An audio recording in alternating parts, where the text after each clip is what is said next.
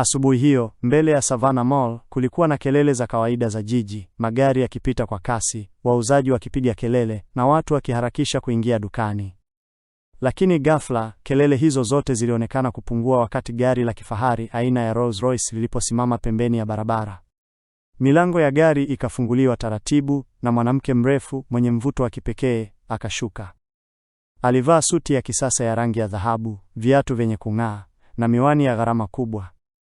Huyo alikuwa Zawadi Mwakasege, bilionea wa teknolojia, mmiliki wa kampuni kubwa ya program barani Afrika, na mwanamke ambaye uso wake ulikuwa umejaa kwenye majarida ya biashara. Watu wakaanza kunong'ona, ni Zawadi Mwakasege yule, bilionea wa tech savvy.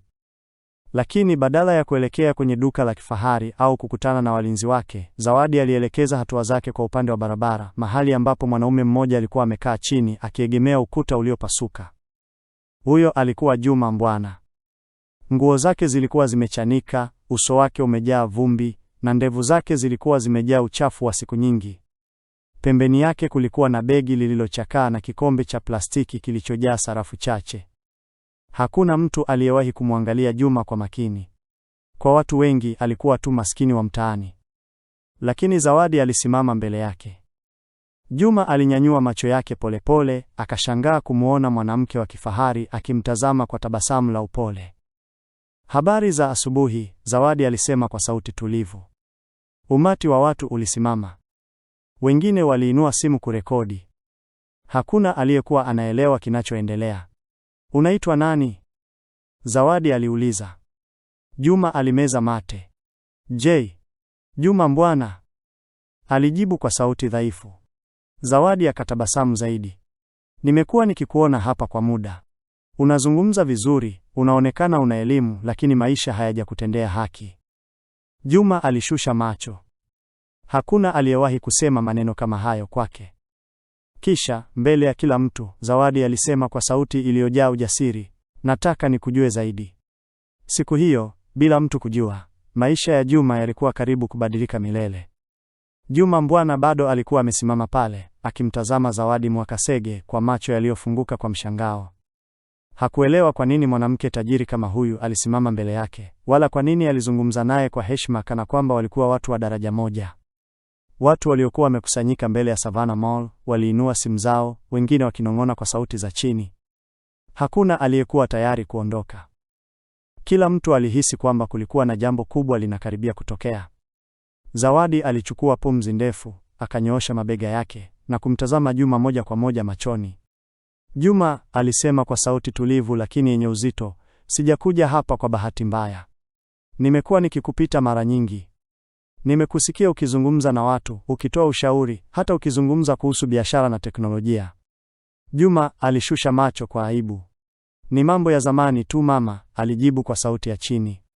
Zawadi akatikisa kichwa. Hapana. Huo si ubatili.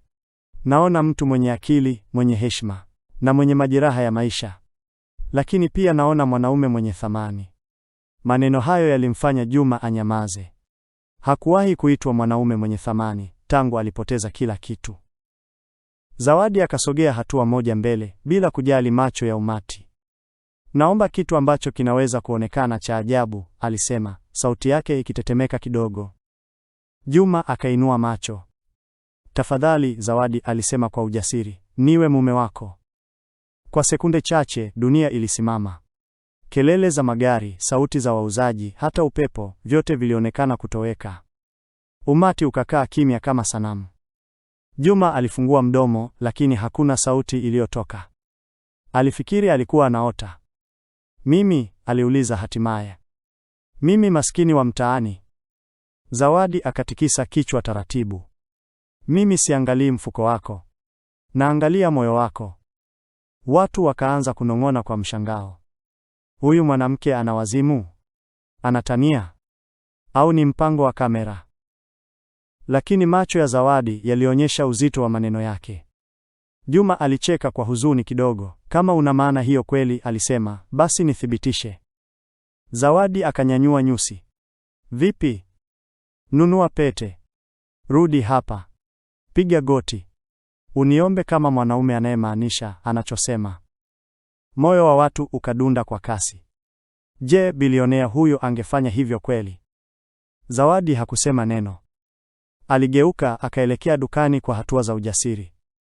Na nyuma yake umati ulisubiri, ukishikilia pumzi. Baada ya kutoa ombi lake la kushangaza, Zawadi Mwakasege alisimama kimya, akisubiri jibu kutoka kwa Juma Mbwana. Macho yake yalikuwa yamejaa matumaini, lakini pia hofu ya kukataliwa. Kwa upande wa Juma, moyo wake ulikuwa unapiga kwa kasi kuliko kawaida. Aliutazama umati uliokuwa umejaa pembeni ya Savannah Mall. Watu walikuwa wakimrekodi, wengine wakicheka na wengine wakitikisa vichwa kwa dharau. Bilionea anaomba maskini, mtu mmoja alinong'ona. Huu ni mchezo tu, mwingine akasema. Maneno hayo yalimuumiza Juma moyoni. Alijua alikuwa hana kitu cha kuthibitisha mbele ya dunia. Hakukuwa na pesa, heshima wala hadhi. Lakini bado hakutaka kuwa mzaha wa watu. Alivuta pumzi ndefu, akasimama taratibu, akasafisha vumbi kwenye suruali yake iliyochanika, kisha akamtazama Zawadi machoni. Kama una maana na maneno yako, alisema kwa sauti tulivu lakini nzito, basi nifanye nikuamini. Zawadi akakunja uso kidogo. Unamaanisha nini? Juma akameza mate, kisha akaendelea. Usiniombe kama huruma. Usiniombe kama mtu wa kuchekesha watu. Nipe ombi la kweli. Umati ukanyamaza. Enda dukani, Juma alisema, akionyesha mlango wa Savannah Mall. Nunua pete. Rudi hapa. Piga goti mbele ya kila mtu. Uniombe kama mwanaume anavyomwomba mwanamke anayempenda. Kelele za mshangao zikasikika. Haiwezekani. Hata thubutu. Anamjaribu tu. Zawadi alimtazama Juma kwa muda mrefu, kana kwamba alikuwa akisoma moyo wake. Kisha akatabasamu kwa utulivu. Sawa, alisema kwa sauti ya ujasiri. Bila kusita, aligeuka na kuelekea ndani ya Savannah Mall. Viatu vyake viligonga sakafu ya marumaru kwa sauti ya kujiamini. Walinzi wake walijaribu kumfuata, lakini aliwanyanyua mkono wa kuzuia. Nitafanya mwenyewe, alisema. Watu walimfuatilia kwa macho hadi alipotoweka ndani ya duka la vito. Juma alibaki amesimama, moyo ukimdunda kwa kasi. Je, kweli atarudi? Aliwaza.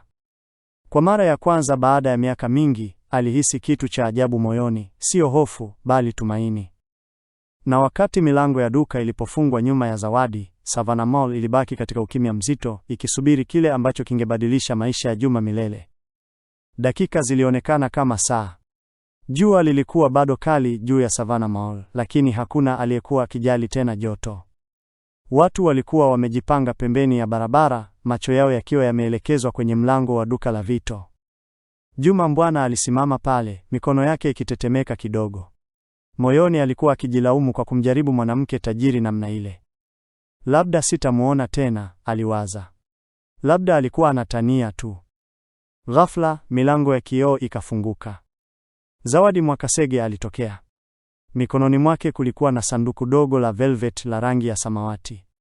Umati ukavuta pumzi kwa pamoja. Hajarudi mikono mitupu, mtu mmoja alinong'ona. Zawadi alitembea taratibu hadi alipofika mbele ya Juma. Hakusema neno. Aliinama kidogo, akafungua sanduku, na pete ya almasi iling'aa chini ya mwanga wa jua kama nyota. Kisha, mbele ya watu wote, Zawadi alipiga goti. Umati ukapiga miayo ya mshangao.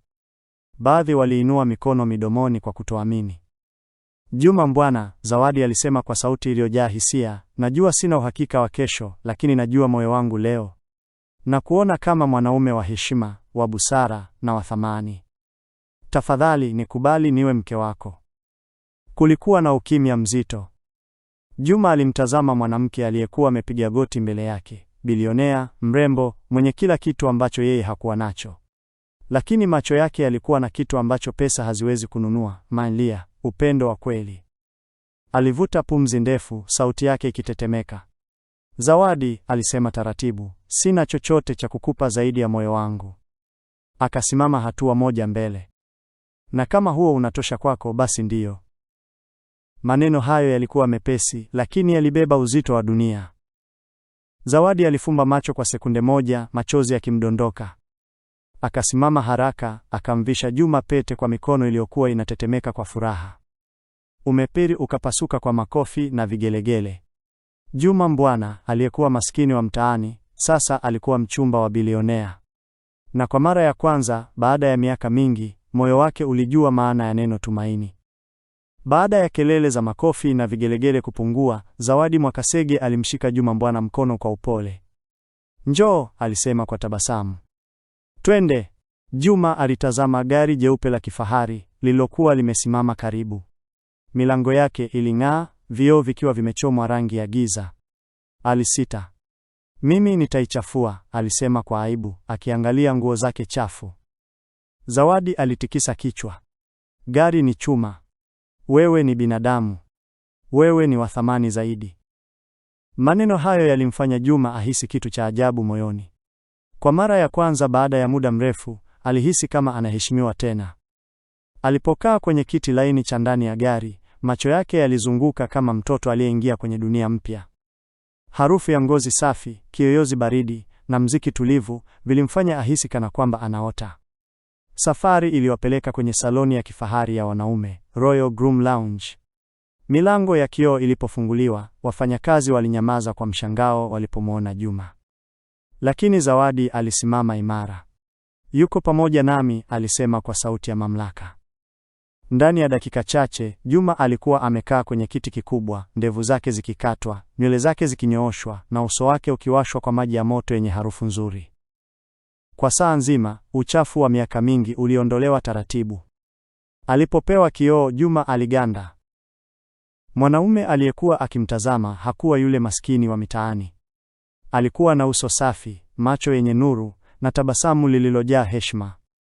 "Je, huyu ni mimi?" aliuliza kwa sauti ya mshangao. Zawadi alitabasamu kwa fahari. "Huyo ndiye mwanaume niliyemuona siku ya kwanza."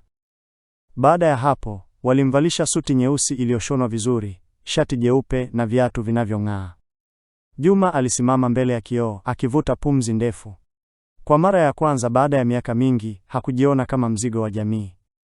Alijiona kama mwanaume mwenye thamani. Na safari yake mpya ilikuwa ndio kwanza inaanza. Jioni ilipokaribia, gari la kifahari la Zawadi Mwakasege lilipita kwenye lango kubwa la chuma lililozungukwa na miti ya mitende. Juma Mbwana alitazama kwa mshangao jumba jeupe lililong'aa mbele yake. Lilikuwa kubwa, tulivu na lenye mwanga wa amani. "Karibu nyumbani," Zawadi alisema kwa tabasamu. Moyo wa Juma ulidunda kwa kasi. Hakuwa amewahi kuingia katika nyumba ya aina hiyo maishani mwake. Harufu ya maua na sabuni safi ilijaa hewani. Walipoingia sebuleni, sauti ndogo ya mtoto ikasikika kutoka juu ya ngazi. "Mama?"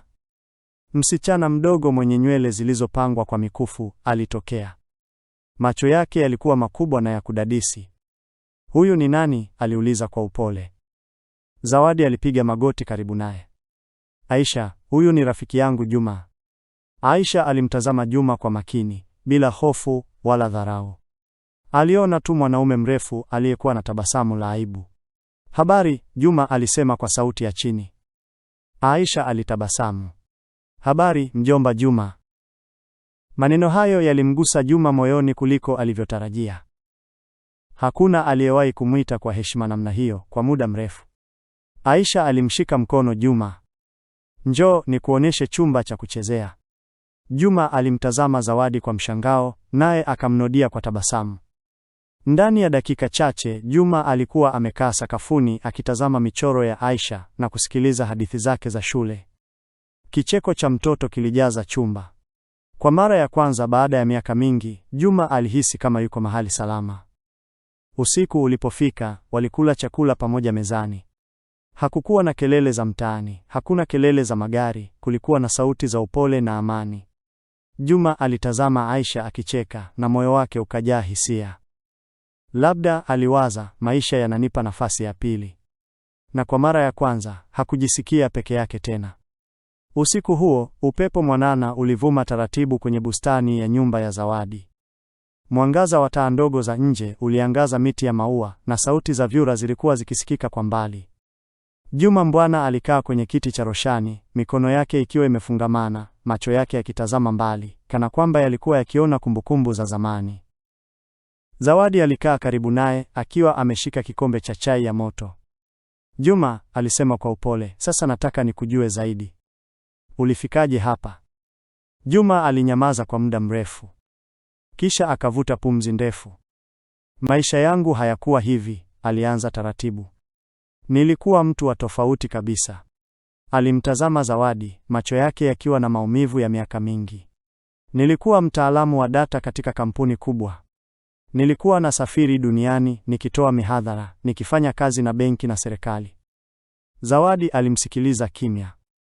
Nilikuwa na mke wangu Mariam na watoto 2 wadogo. Nyumba yangu ilikuwa imejaa kicheko. Juma akameza mate, sauti yake ikitetemeka. Siku moja walikuwa wanaenda Dubai kwa likizo. Mimi nilibaki kwa sababu ya kazi. Nilipanga kujiunga nao kesho yake. Akasimama kidogo, machozi yakimjaa. Lakini ndege yao haikuwahi kufika. Ukimya mzito ukatanda. Ajali ya ndege, alisema kwa sauti ya chini. Hakuna aliyenusurika. Zawadi alifunika mdomo wake kwa mshangao, machozi yakianza kumtiririka. Nilipoteza kila kitu kwa siku moja, Juma aliendelea. Familia yangu, furaha yangu, na hata sababu ya kuishi. Akaangalia mikono yake. Niliondoka kwenye kazi, marafiki na maisha yote. Nilichagua barabara kwa sababu haikuwa na kumbukumbu. Zawadi alimshika mkono kwa upole. Hiyo sio udhaifu, alisema. Hiyo ni maumivu. Kwa mara ya kwanza, Juma alilia hadharani. Lakini machozi hayo hayakuwa ya huzuni tu. Yalikuwa ya kuanza upya. Asubuhi iliyofuata, jua lilichomoza kwa upole juu ya jumba la Zawadi.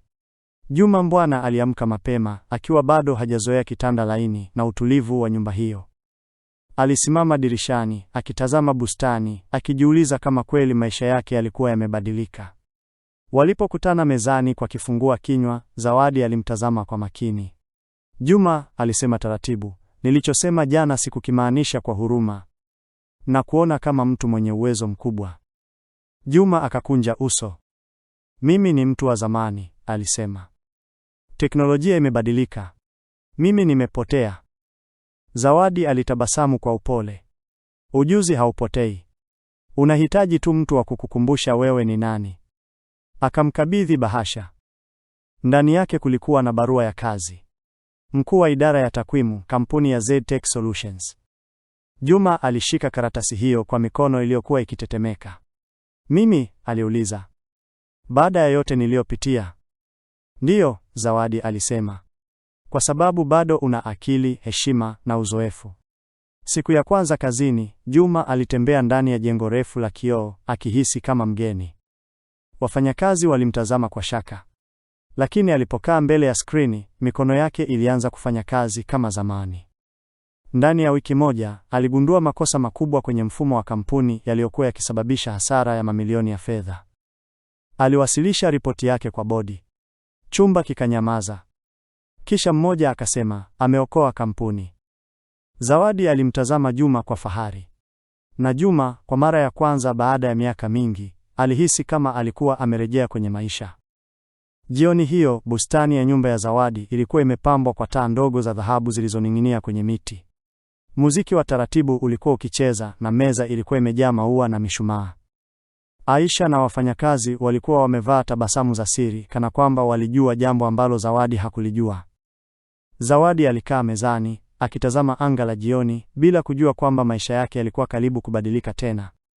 Juma alisimama mbele yake, akiwa amevaa suti nyeusi iliyomkaa vizuri. Mikono yake ilikuwa inatetemeka kidogo, lakini macho yake yalikuwa yamejaa ujasiri. Zawadi, alisema kwa sauti ya utulivu, nilipokutana na wewe, nilikuwa nimepotea. Nilikuwa sina mwelekeo, sina matumaini. Aisha alisimama pembeni, akishika mikono yake kwa furaha. Lakini wewe uliniona, Juma aliendelea. Ulinipa heshima, kazi na familia. Akasimama kidogo, kisha akapiga goti mbele ya Zawadi. Leo sitaki uwe mtu aliyeniokoa tu. Nataka uwe mke wangu. Alitoa pete ya fedha iliyong'aa chini ya mwanga wa mishumaa. Bustani ikajaa ukimya wa mshangao. Machoni mwa Zawadi kulijaa machozi. Juma alinong'ona. Wafanyakazi wakaanza kupiga makofi na Aisha akapiga kelele kwa furaha, "Mama, sema ndio." Zawadi alisimama, machozi yakimdondoka usoni. "Ndio," alisema kwa sauti iliyotetemeka. Ndiyo Juma, haraka, akamvisha pete na wakakumbatiana. Kwa mara ya kwanza, hawakuwa tu watu wawili waliopona maumivu. Walikuwa familia. Miezi iliendelea kupita na jumba la Zawadi lilijaa sauti za kicheko na furaha. Juma Mbwana na Zawadi Mwakasege walikuwa wameshajenga maisha pamoja na hatimaye walipata mtoto wao wa kwanza, binti mdogo mwenye macho makubwa yaliyojaa wema. Aisha, binti ya Zawadi, aliweka mikono yake mikali kwenye mkia wa binti huyo mdogo, akitabasamu kwa furaha.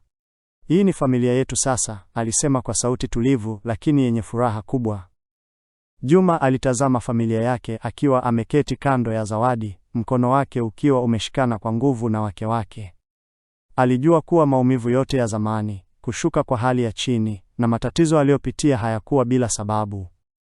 Yalikuwa yamekuwa darasa, likimwandaa kuwa mwanaume wa heshima, mwenye moyo na mwelekeo thabiti. Miaka ilipita na Aisha alikuwa kuwa daktari aliyefanikisha mambo makubwa katika hospitali za jiji. Kila siku alikumbuka jinsi baba yake alivyopata nguvu ya kuamka kutoka hali ya chini hadi kuwa mtu mwenye maana. Juma, kwa upande wake, alisimulia hadithi yake mara kwa mara hadharani, kwenye hafla na mikutano ya jamii.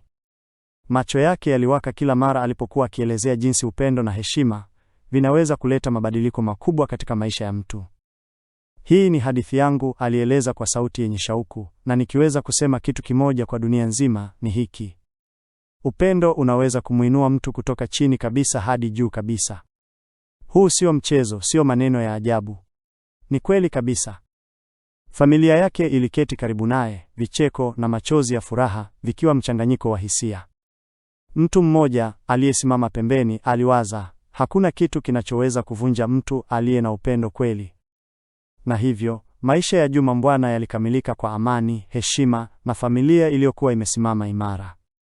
Alijua kuwa hatimaye alipata kile alichokuwa akitafuta miaka yote: upendo, heshima na maana ya kweli ya maisha.